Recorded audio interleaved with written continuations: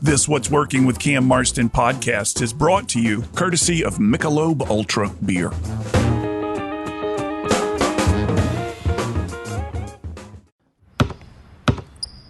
They say consistency is the key to success. They weren't wrong. So how about grabbing a beer that's consistently smooth, consistently refreshing, and consistently light? You might just find that the road to success can be pretty enjoyable. Michelob Ultra, the perfect balance of taste and refreshment, and only 2.6 carbs and 95 calories. It's only worth it if you enjoy it. Enjoy responsibly. Anheuser-Busch Michelob Ultra Light Beer, St. Louis, Missouri.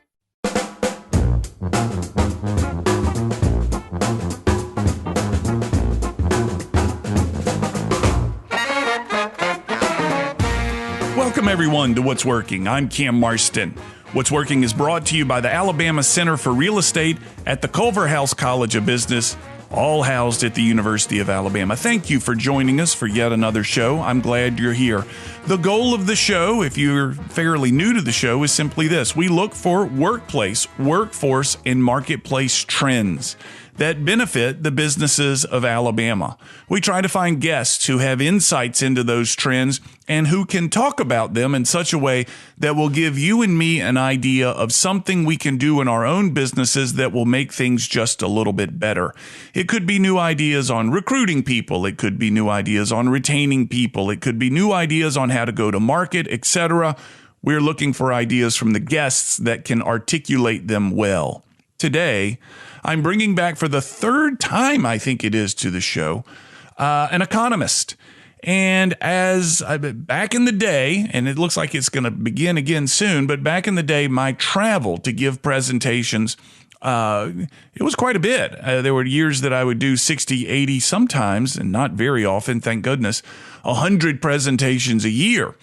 Living on airplanes, hotel rooms, etc. It was not an enviable lifestyle. Though I loved the work, the lifestyle was not any good. Anyway, the point is, whenever I would go to these financial services conferences, they always had an economist of some sort. Oftentimes, the financial services company would provide their own economist for the event, or they'd hire somebody from the outside. And I always thought, man, I want to go after the economists, because my presentation compared to the presentation of the economist is going to look pretty good. By contrast, I'm going to stand out. I'm going to get better reviews. Better reviews always help, et cetera, et cetera. Until I met Peter Ricchiuti. Peter is an economist at Tulane University, which is also my alma mater. I didn't know him when I was there.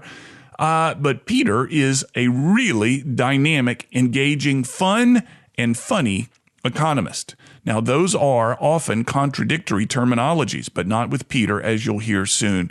If you've heard any of the two previous interviews with Peter, you know exactly what I'm talking about. I really admire these economists' ability to tie so many disparate events in the world together to create a narrative of our economy and what we can expect. They, of course, use the rearview mirror to get a sense of where we're going, what is the inflation rates and things of this nature, unemployment rates, to make predictions about the future. And there are a lot of things going on out there today that I'm going to present to Peter when we get him on the phone here in a moment that are rumor. Is there such a thing as rumor in talking about the economy? I don't know, but I think it's a rumor. For example, a friend of mine represents banks in bankruptcy cases and tries to claw back money from those banks' clients, the people the banks loaned money to, and he says he's seen a spike in business. And I wonder if these corporate bankruptcies out there mean anything.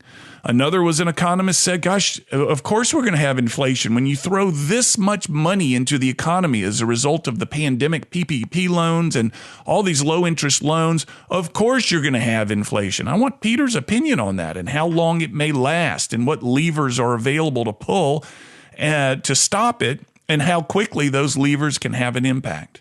So when we come back from break, I'll have Peter Ricchiuti with me, economist, Tulane University. He's going to tell us about the Burkenroad Fund, which is really fascinating. It's really something that's worth knowing about, that he manages out of Tulane. And we'll get a good overview of the economy. And later in the show, I'll give you the update on the succession planning workshop and things of that nature that we've got working out there. Before we get into break, though, a real quick message from Sandifer Wealth Management. Studies suggest that nearly 70% of those over the age of 65 will need some type of long-term care for 3 years, and 20% will need more than 5 years of care. Call Jamie Sandifer and Mark Salyers at Sandifer Wealth Management. They can help develop a plan for you or your loved one's long-term care needs. Folks, my mother passed away just about 6 weeks ago as I'm saying this, and long-term care is something we wished we had looked into for her. It was a long decline. This is legit. Give them a call. Mark Salyers, Jamie Sandifer, Sandifer Wealth Management. Find them online, give them a call, and have that conversation. When we come back, Peter Ricchiuti, you're listening to What's Working. I'm Cam Marston. What's Working is brought to you by the Alabama Center for Real Estate, housed at the Culverhouse College of Business at the University of Alabama.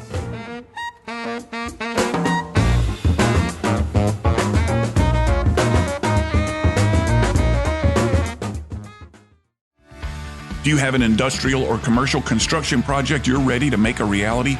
Person Services Corp is a diverse specialty contractor capable of tackling complex projects. They've won awards from Engineering News Record and the Association of General Contractors. If you're looking for a turnkey project management solution, advanced technologies, and skilled personnel you can trust, look no further than Persons Services Corp. Find out more at personsservices.com.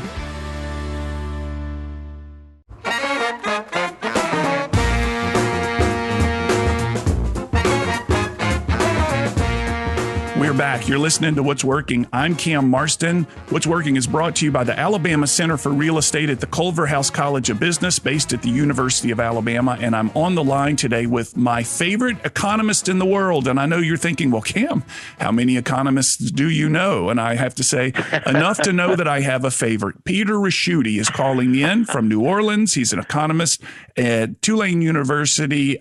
Always a treasure to speak to Peter.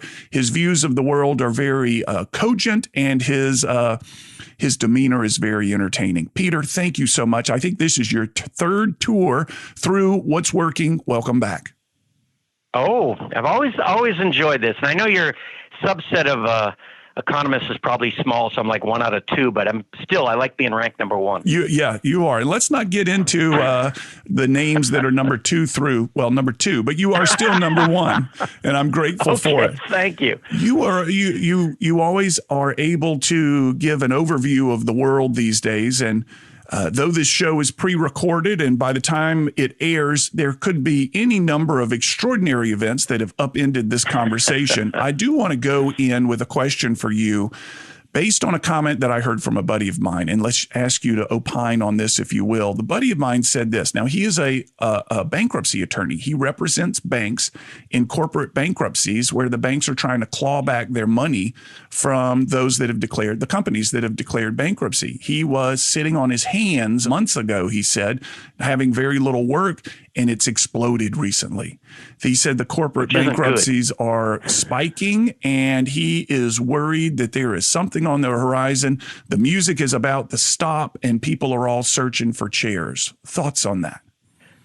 Well, I don't think that. I think the economy is actually, picking up steam, from the pandemic. But I have heard exactly what he has said, in that I think there's some factors. We're talking about companies that were probably on the edge after the pandemic, and then all of a sudden got hit with inflation, and then that's, sent to inflation, supply chain issues, and that might have just thrown them over the edge. So these are probably companies that were having a difficult time anyway. But I do think, what we've got ahead is interesting. Most people think we'll have runaway inflation going forward. Now, we haven't had inflation, Cam, since I first started in the investment business in '79. It was the end of the Carter administration, beginning of the Reagan administration. And so nobody even remembers what the heck inflation is anymore.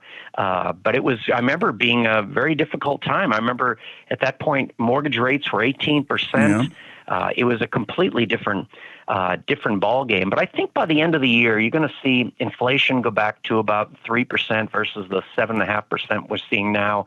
And I think interest rates will be higher, but I don't think they'll soar. It won't look like 1979 1980. And so I think, and inflation, Cam, is it's hitting you in all kinds of different places. Most people see it in food and clothing, but it is, but I will tell you that that the Fed is raising interest rates because they see inflation. So all this is very tied to each other. And the Fed, this is their job. Their job is to keep the economy going and keep inflation down. And the really only tool they have is raising interest rates. So, and I will tell you, Cam, that sometimes you hear people complaining about the Fed, but these are the smartest people I know. I have former students and friends at the Fed, and they're smarter than me. They're better dressed. They have less body fat. These people really should be running the show. I'm always afraid when politicians want to have a say in the Fed.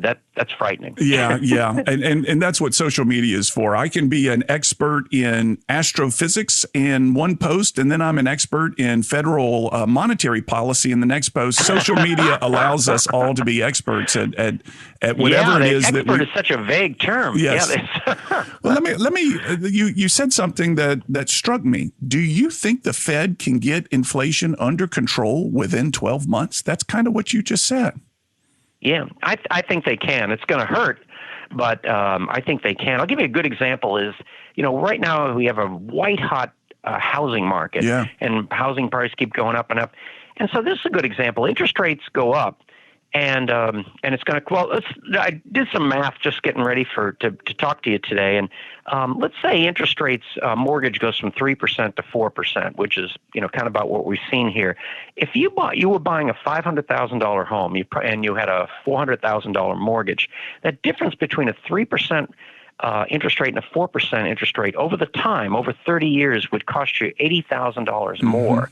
And so what that means is fewer people can really afford to buy that house, stopping the outrageous demand and that people will pay anything for a house. And I think what it does is it cools down the housing market, so maybe you don't have to pay as much for that house. So everything seems to have an offset, Cam. You're paying higher interest rates, but maybe you're not going to pay as much for that house if things just continue to the way they were. So everything kind of goes the other way. I guess the thing everybody wants to talk about is gasoline prices. Sure. I just filled up my car was like $80 and an SUV, and that is, and that's another amazing story, Cam.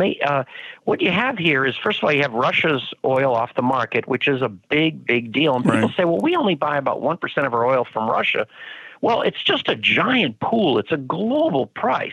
So it doesn't matter that our oil comes from non-Russian sources. It's one price all over the world, and so it's a big deal. There are some positive things going. I mean, in terms of supply, it looks like we're going to finally settle that deal with Iran to stop them from having nuclear weapons and allowing their oil into the market. So that will help to calm down these higher oil prices. So you can see it's a give and take across the board. But I think in the long run being a year from now, I think we're going to be okay. And I'll tell you what makes me think that, Cam, is the stock market.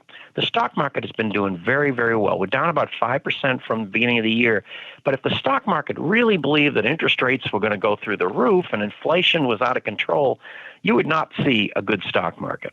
Real quickly, take me back to the 70s. Was the Fed as heavy-handed in the 70s dealing with inflation then as they are now?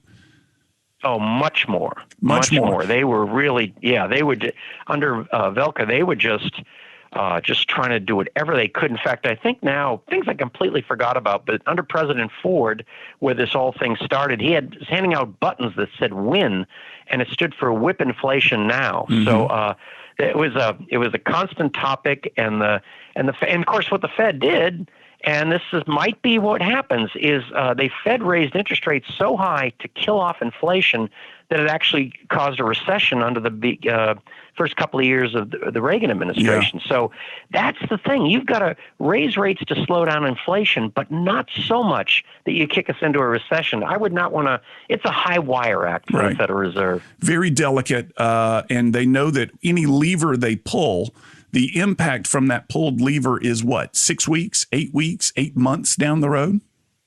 Yeah, and on interest rates, you see it almost immediately. Yeah. In fact, one good thing, it depends on what side of the coin you're on. But if you have money in a CD or a money market fund, you have basically got nothing for your money. And now it's nothing to write home about, but rates are going up because what the Fed's doing is they're raising short-term interest rates as short as you could possibly get. It's the rate that banks borrow money from each other overnight.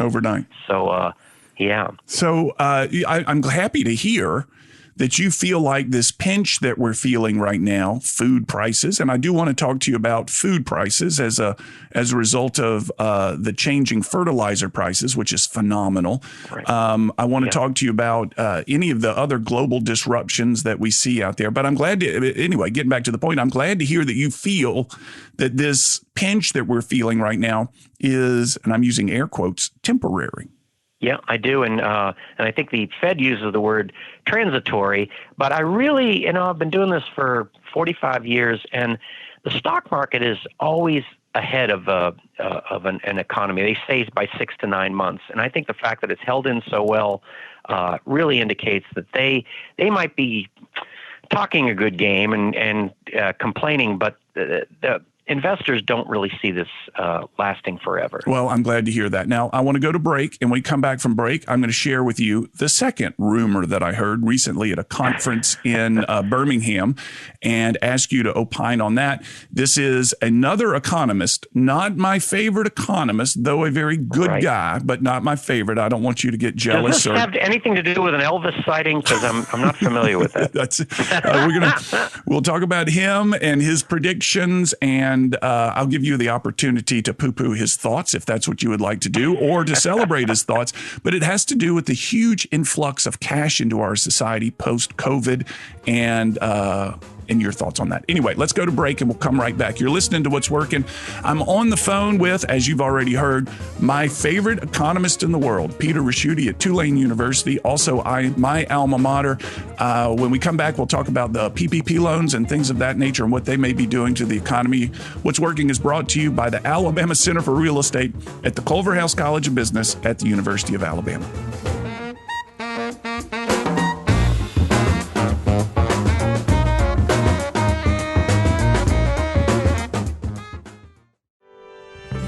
Hi, I'm Michael Holland, Mobile Market President for Bryant Bank. Bryant Bank was created and exists today to serve the people of Alabama. Our focus is on serving and elevating the people and businesses in our great state, and the team we've assembled reflects that.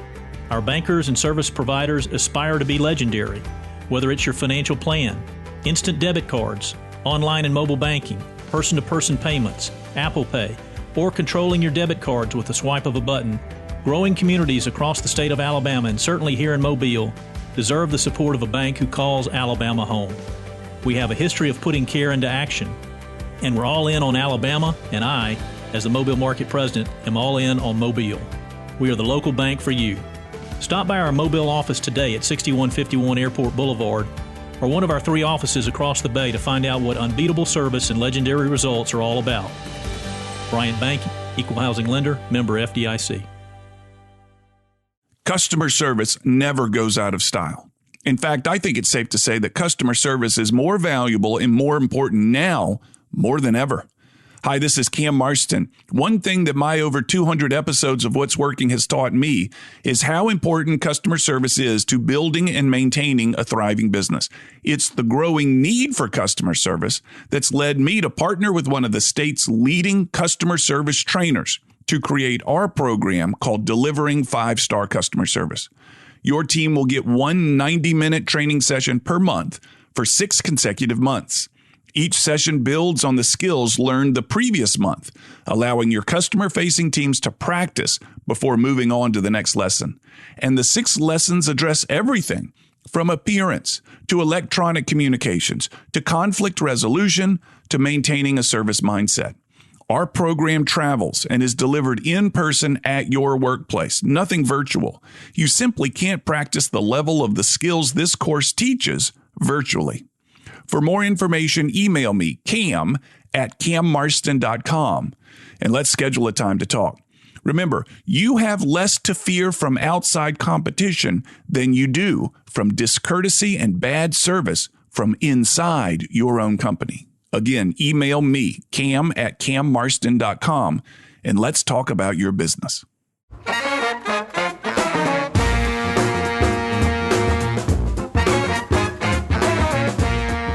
We're back. You're listening to What's Working. I'm Cam Marston. What's Working is brought to you by the Alabama Center for Real Estate at the Culverhouse College of Business, housed at the University of Alabama. On the line with Peter Ricchiuti, economist out of Tulane University over in New Orleans. Peter, here's the second rumor that I wanted to share with you. Before you do that, I want to tell you that the Alabama Business School is a terrific business school. So, I'm glad to hear that. Yes, I just wanted to give them a plug here. Yeah, the Culverhouse College for Business. They're a college. I didn't realize that, and I was so tickled, if that's really a thing. I can't believe I just said that. I just became old.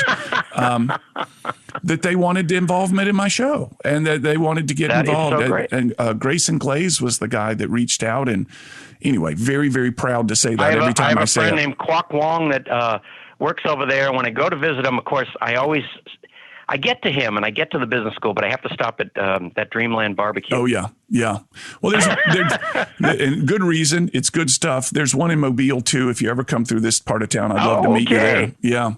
It's a franchise, and I think it's a franchise. Anyway, it's good stuff. I know that. That's good stuff. All right. So you ready for the second rumor? Yep. So this guy gets up on the stage at this conference and says, of course we're going to have inflation.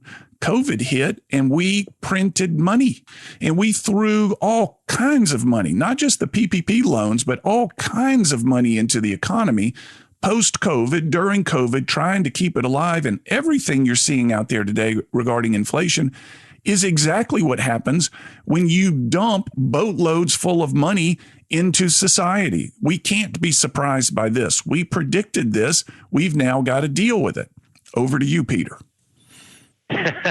Well, he's got a good point there, but you could make the same argument in 08, 09 or in 2001, where they opened up the spigots and put all that money into the system, and it worked its way through the system. We didn't see inflation in either after 9/11 or after the financial crisis of 08. So it doesn't necessarily have to be that way. I think the fear on inflation is something we haven't had before, and that is I could look at the price of shoes and cars and all that, and that doesn't really bother me. What the real problem is wage increases. And so when I say problem, it's great if you're getting higher wages, and a lot of people have been held back for way too long a time.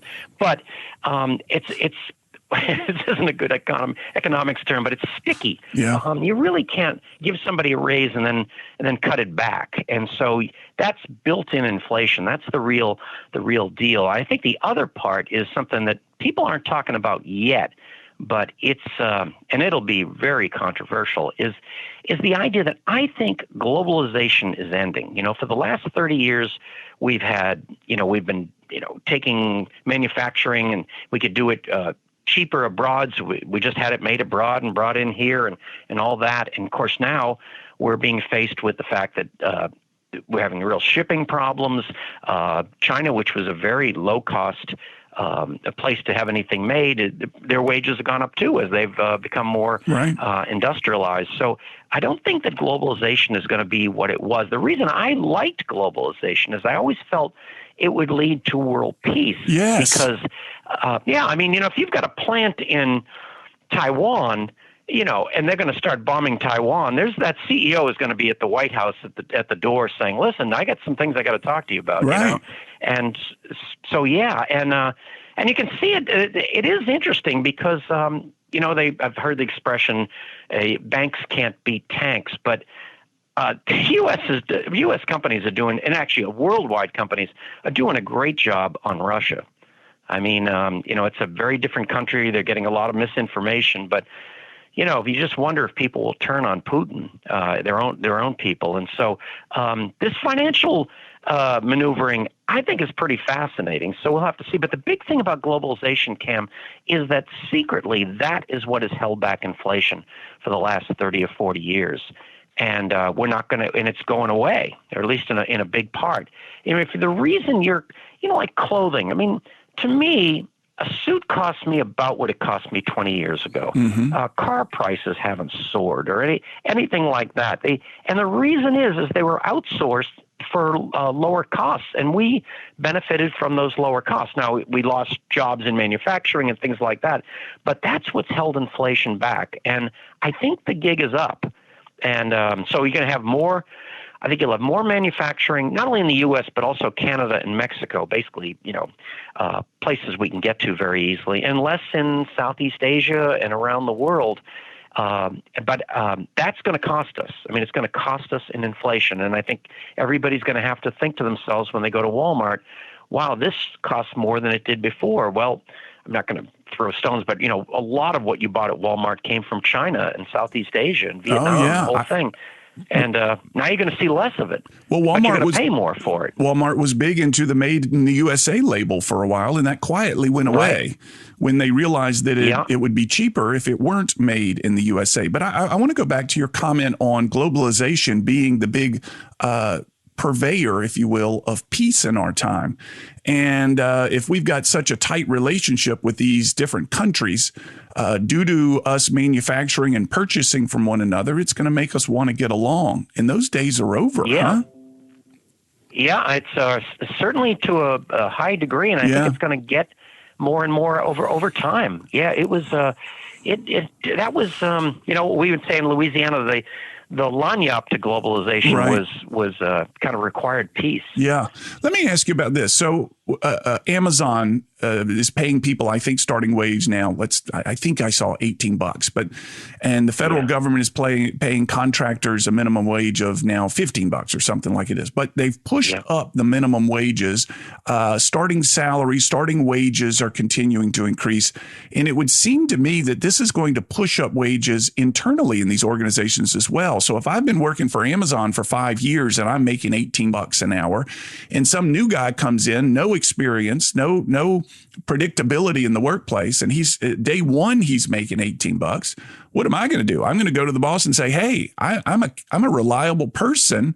I need to be making $22, $25, something like that," and it's going to cascade upwards through the organization, which could potentially impact, payroll taxes, which could impact 401k matches and things like that. Do you have any thoughts on how this upward surge of wages is going to impact companies? Well, Cam, you brought up a great point. People are so fascinated with how much they'll pay a new employee, but that has to ripple through the system of existing employees. And a lot of people have trouble with that, by the way, of kind of asking for a raise or such. And one of the things this generation does is, well, first of all, it's uncomfortable to ask for a raise. I mean, it's kind of a tense situation, and you take it personally. And also, the younger people, they don't even bother doing it. They just go to a different company. Yeah. So it's kind of interesting like that. But the real question that you were bringing up is fascinating, and that is, can this company and this product, can they pass the price increase off to consumers? Right. Some can, some can't. Some's necessary. Some stuff is, I probably can do without it. Yeah. So I do, and I think it's interesting. I just spoke to the travel industry, and one of the things that they're hearing is leisure travel is really flying. I mean, all these people have been pent up for 2 years. Yeah. They've been writing down whether, but business travel is slow to come back. And I think what it is, we all survived, had business without going anywhere, and by just doing it on Zoom, right. And it worked almost as well, and they're not paying you to fly round trip to San Francisco and 3 nights at a hotel, and those chief financial officers, hate to say bean counters or whatever, but they're looking at that and it's like, whoa, you don't have to travel as much, right? And right. So that's kind of been interesting. It is a change. It is a big change. I mean, you and I both, we'd see each other on the road giving presentations, and my travel calendar has dropped precipitously, which is both good and bad. Fewer pulmonary embolisms, which is always good. But right. A lot of people think PE is gym, right? Price earnings ratio, right. But those are all better than pulmonary embolism. Yeah. So it's a mixed blessing, is what it is. I mean, all these are, and somebody on the other side. I'll give you an example, Cam. I was let's see, I was 22 years old. And Peter, we need to go to break. Now. Let's get this example when great, you come great. back. I'll tell that story on the other side. All right. You're listening to What's Working. I'm on the line with Peter Ricchiuti, the world's greatest, my favorite and the world's greatest economist at Tulane University. What's Working is brought to you by the Alabama Center for Real Estate at the Culverhouse College of Business at the University of Alabama. We'll be right back.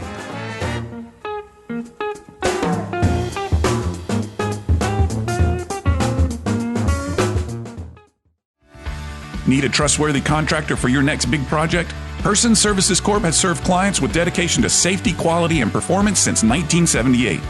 Headquartered in Mobile, Person Services Corp has offices in 5 southeastern states to meet your project demands, from industrial to commercial to disaster recovery to infrastructure. Person Services Corp has a project management team ready to make your project a success. Find more at personsservices.com.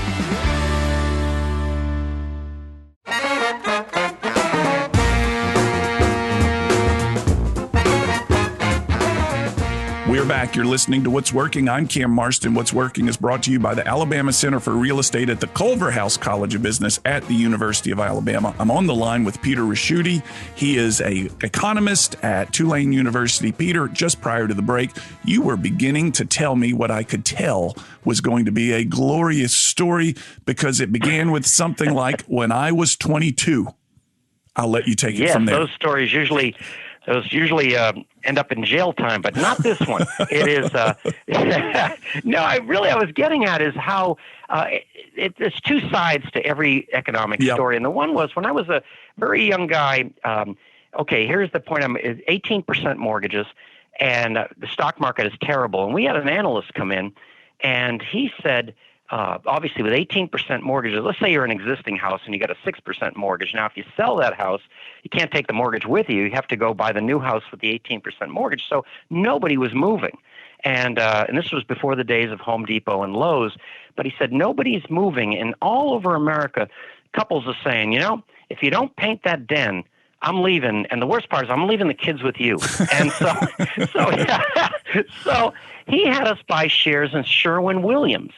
And it went from 14 to 44 in a year. Wow. And that was like when the sky opened for me. It was realized that it's never bad for everyone. Right. There's a winner and a loser on everything. So, yeah, that's and I was going to go back to another thing that, on the top tip of everybody's tongue is these gasoline prices. Yeah. I think it's going to be the most interesting thing going on. I mentioned that, we're not getting the oil from Russia. The world isn't getting oil from Russia.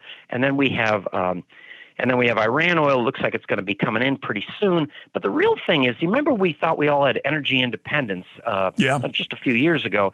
And that was really a function of shale in West Texas. They had found, it wasn't even like drilling, it was like mining. And they'd found endless amounts of oil. And all by themselves, they drove oil down from, $125 to like $10. And so it was because they were producing too much. Right. And so they said to themselves, I'll never do this again. I was shooting myself in the foot. And so they really stopped drilling. And now they've all kind of got together, and this is a funny term, and hopefully I don't get any trouble, but they created kind of a redneck OPEC. And it is because, a cartel is illegal in the United States. Right. But they all agreed not to produce very much oil. And so now they're holding the line. But, I know business, and they're not going to hold the line forever. I mean, if they can make this much money by drilling and selling oil for $115 a barrel, they will. Yeah. So I think that's going to be flow that you see coming in. The most amazing story in energy, though, I've really got to tell you, Cam, is there's some facilities on the border of Louisiana and Texas, and they are taking liquefied natural gas and they ship it abroad. And that is really helping. It's not big enough yet, but it's really helping Europe not have to coddle to Russia. Yeah. And that could be a very big deal going down the road. And the way they get it is that natural gas is so cheap here. It's about $4 a thousand cubic feet, and it's a byproduct of looking for oil. Right. So they ship it down in these lines to Lake Charles. They cool it. They drop it to 265 degrees below zero. They put it on a ship. And here's the part, is that in Europe, they can get upwards of $20 for that natural gas, and in Asia, upwards of $30. Wow. So it's fascinating what's going on even in energy. That liquid LNG was a big part of the conversation in Mobile for a while. They wanted to build a facility offshore and ship it out of the port of Mobile with somewhere well offshore where it would be liquefied or dropped to this right temperature anyway. Right. There was a big fear of environmental hazard if something were to break there. So liquefied natural gas makes me want to talk about other things such as nitrogen, and I've been reading a little bit about it. That spiked. This has something to do with Russia and the Ukraine, but it spiked, nitrogen being a key ingredient in fertilizers, and fertilizer prices have spiked, which is going to lead to spikes in soybeans and corn and everything else, which is going to lead to spikes in red meat. And then suddenly you're hitting something close to me. So talk to me about dreamland. Yeah. My dreamland, my Friday night ribeye or something like that is suddenly looking out of reach. Talk to me about that. That, the Ukraine and Russia were just huge suppliers of potash, and that has really hurt the world market. Ukraine obviously can't ship much out anymore, and that is the building block for agriculture. Ukraine was always called the breadbasket of that region. Yeah. And if you can't get the fertilizer, you just can't get going. And if you want to know how big it is, you just take a look at the stock market, and companies like Mosaic, CF Industries, Nutrien, they've gone up 2 or 3 times during all this because they're getting so much for the fertilizer they already own. That's going to be a tough one to straighten out because it's the nitrogen it's there. I mean, it's not like you could go create much more of it. Yeah. So that's going to be a real problem. And by the way, Cam, I was going to tell you that on the farm, because imagine some of your people that are listening, farm, but the majority don't. One of the most interesting things going on is the automation of the farm, because now they can take tractors and nobody has to operate them, and they just do the fields themselves, and they do it overnight. It's amazing what automation has done. So I think automation is helping the food problem, but the fact that you're going to run short of fertilizer or you just don't, the price is prohibitive, is a real long-term problem. I think automation is undoubtedly, it's already been moving, but automation will continue to increase. The hard time, the people that I interview for this show who are employers have one thing in common, variety of businesses across the state of Alabama, but they have one thing in common. They all need people. And I suspect that if I were to ask every one of them, if you didn't need people and can trade them instead for a machine, would you take the machine? And they would all universally say, yes, I can't get people. Machines don't have girlfriend problems. They don't need to take Friday off to go to the beach. And there's no doubt that automation is surging ahead. Now, I was not aware that there are tractors that exist without a driver. Is that what you're saying? And that work all night long? Cool? Yeah. Oh, yeah. You just sleep and the field is done. And then there's that's pretty new. And then I was looking at another company that makes forklifts, and they have a little seat for somebody in case something happens, but they just run all by themselves. Yeah. And it's really interesting. The reason I think they have a seat is that I'm always afraid that it, and I'm sure it's more sophisticated than this, but you know how your Roomba gets caught in the corner? That's what I think probably the seat is for the guy to pull it out. But and they say that 87% of job losses are due to automation and robotics. So a lot of time, people want to blame immigrants or jobs going abroad, but that's really it. In fact, Cam, one of the things on that is you hear like, oh, somebody's going to build a new plant, and you're thinking, oh, that's going to be amazing, and it is great and such, but they're not going to hire nearly what you think they're going to hire. Yeah, I'm aware of that. I've heard that as well. Yeah. I also have heard that 87% of all statistics are made up on the spot. I hope not. It's on one of my slides. Actually came from Ball State in Indiana. Peter, okay, I got a few I made up, but not that one. Now is the perfect time to segue into Burkenroad Reports as we wrap this up. Tell us about Burkenroad. Tell us about the annual meeting. Tell us the idea behind it. Tell people where they can find more information about it. Tell us perhaps some samples of the companies that make it up. Great. Thank you. I started Burkenroad Reports back in '93, so we're in our 29th year. And what I do is I take 200 students each year, and I divide them up in teams of 5, and each of them assigned to a small publicly traded company that isn't really followed by Wall Street. We call them stocks under rock. Some people call them orphan stocks. And they're headquartered in Texas, Louisiana, Mississippi, Alabama, Georgia, and Florida along the deep South. And we go out, the students go out, and they publish about a 30-page investment research report, which is all free if you just go to burkenroad.org.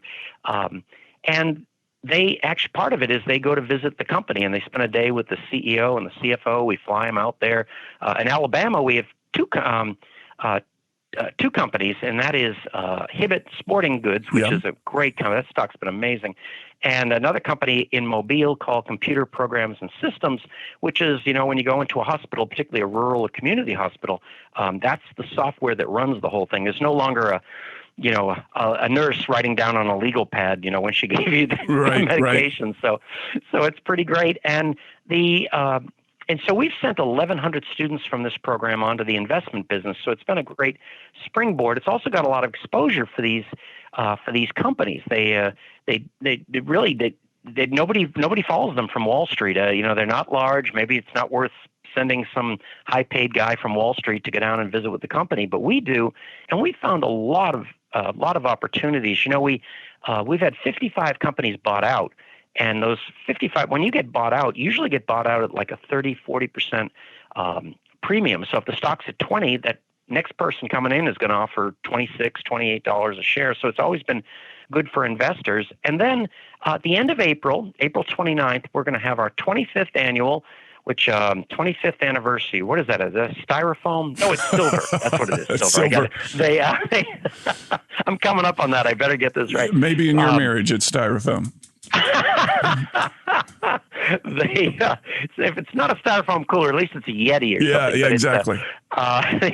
But these companies, a whole bunch of them, will be coming and presenting at the investment conference. And there's conferences like this all over the country, but it's never open to individual investors. So they come out there and they hear from the CEO and the CFO. They get a lot of advice about where the industry is heading.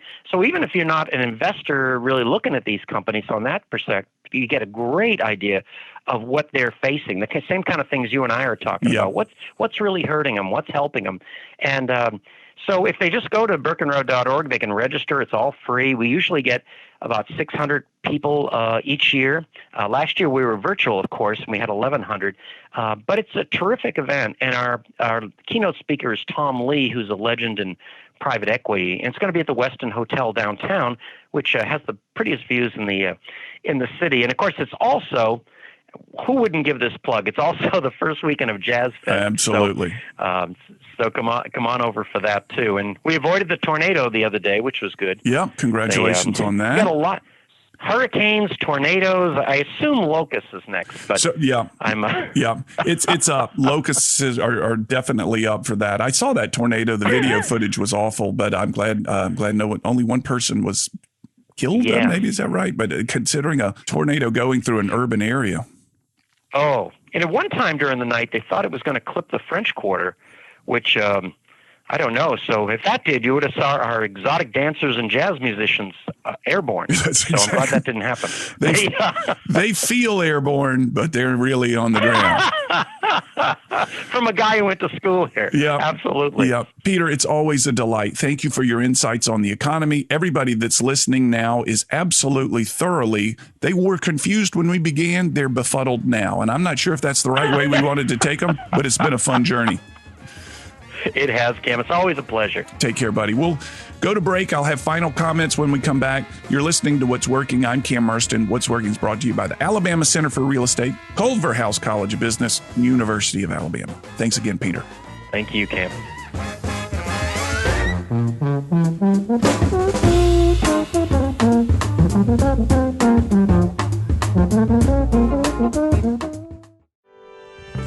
Hi, I'm Michael Holland, Mobile Market President for Bryant Bank. Bryant Bank was created and exists today to serve the people of Alabama. Our focus is on serving and elevating the people and businesses in our great state, and the team we've assembled reflects that. Our bankers and service providers aspire to be legendary, whether it's your financial plan, instant debit cards, online and mobile banking, person-to-person payments, Apple Pay, or controlling your debit cards with the swipe of a button. Growing communities across the state of Alabama, and certainly here in Mobile, deserve the support of a bank who calls Alabama home. We have a history of putting care into action, and we're all in on Alabama, and I, as the Mobile Market President, am all in on Mobile. We are the local bank for you. Stop by our Mobile office today at 6151 Airport Boulevard, or one of our 3 offices across the bay to find out what unbeatable service and legendary results are all about. Bryant Bank, Equal Housing Lender, member FDIC. Hi, I'm Christina Warner McInnes, CEO of Agritech Corp. And when I'm not solving the over 80% of homeowners that are dissatisfied with their lawn and garden with soil testing, I'm listening to What's Working with Cam Marston. Now back to the show.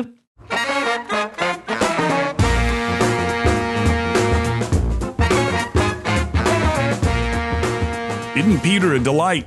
The charisma and the energy from his voice is just wonderful. Let me start us off here.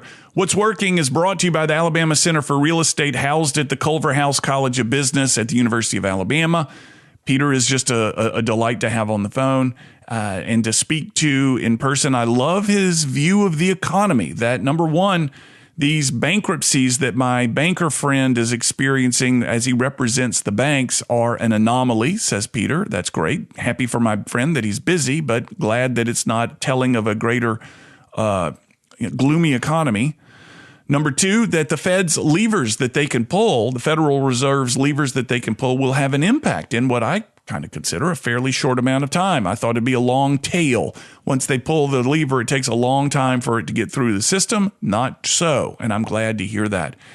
And you can see why I was following Peter on stage when he and I would meet out on the road giving presentations. Was always both a joy having get to see his presentation and a little bit intimidating because he's so dang good.